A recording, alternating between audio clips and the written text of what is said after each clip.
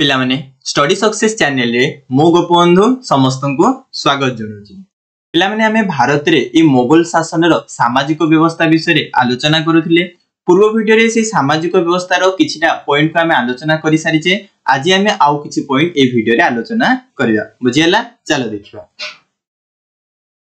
मोगल शासन काल रो सामाजिक व्यवस्था रो अन्य एक पॉइंट होची पोशाक और प्रसाधन। जेतेबेले आम भारत रे मोगल शासन चलीथिला से समय रे लोक माने किभली पोशाक परिधान करुथिले एवं तांकर केउ केउ सामग्री से माने व्यवहार करुथिले से विषय रे आमे चलो जानिबा। मोगल जुगर साम्रांत एवं उच्च वंशर लोक माने जरीदिया पोशाक परिधान करुथिले। जो मोगल वंशर साम्रांत अर्थात धनी श्रेणी रो लोक माने थिले बा उच्च वंशर लोक माने थिले से माने कोन करथिले दामी पोशाक और जरीदिया पोशाक गुडी को परिधान करुथिले।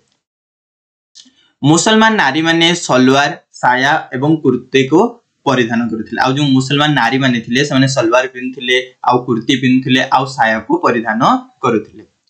मुसलमान नारी माने कज्जल अत्तर गोलाप जल नखपालिश मेहंदी आदि प्रसाधन सामग्री व्यवहार करुथिले। एवं जो मुसलमान नारी माने थिले से माने कोन कोन व्यवहार करुथिले ना से माने कज्जल व्यवहार करुथिले अत्तर बोले जानिचो सेंट हैला गोलाप जल नखपालिश हैला मेहंदी आदि विभिन्न प्रकार सामग्री निजको सजाया पई से माने व्यवहार करुथिले। बुझियला ये ते थिला मोगल समय रे मुसलमान माने कोन कोन व्यवहार करुथिले। चलो एबे हमें देखिबा पुनी हिंदू समाज रे हिंदू लोक माने बा हिंदू नारी माने कोन कोन व्यवहार करुथिले केउ पोशाक परिधान करुथिले। साम्रांत हिंदू माने मूल्यवान पोशाक पिथिले। आम हिंदू माने मध्य जो साम्रांत श्रेणी रो थिले साम्रांत बोली बुझ पारछ जो माने धनिक श्रेणी लोक माने थिले से माने दामी पूरा पोशाक परिधान करुथिले। साधारण जनता मोटा सूतारे निर्मित पोशाक और पगड़ी पिंधुथिले। आ जो साधारण लोक माने थिले गरीब श्रेणी लोक माने थिले से माने कोन करथिले मोटा सूतारे निर्मित पोशाक बा ड्रेस गुडी को पिंधुथिले ता सहित से माने पगड़ी मध्य पिंधुथिले। को माने ना हिंदू समाज रो लोक माने। हिंदू नारी माने कज्जल अत्तर गोलाप जल नखपालिश मेहंदी आदि प्रसाधन सामग्री मध्य व्यवहार करुथिले। आ जदि कहबा हमें हिंदू नारी कथा हिंदू नारी माने आखिरे कज्जल लगाउथिले अत्तर मध्य लगाउथिले से माने भी गोलाप जल व्यवहार करुथिले नखपालिश मेहंदी ए सब जिंस ए हिंदू नारी माने व्यवहार करुथिले। ए प्रसाधन सामग्री कथा देखिबा जदि उभय हिंदू नारी एवं मुसलमान नारी साधारणतः सेम व्यवहार करुथिले। बुझियला तो ये थिला मोगल शासन समय रो कोन ना पोशाक एवं प्रसाधन। तापर देखिबा नेक्स्ट पॉइंट होची शिक्षा। से समय रे मुसलमान माने क्यों शिक्षा ग्रहण करुथिले ता सहित हिंदू माने क्यों शिक्षा ग्रहण करुथिले से विषय आलोचना करिबा।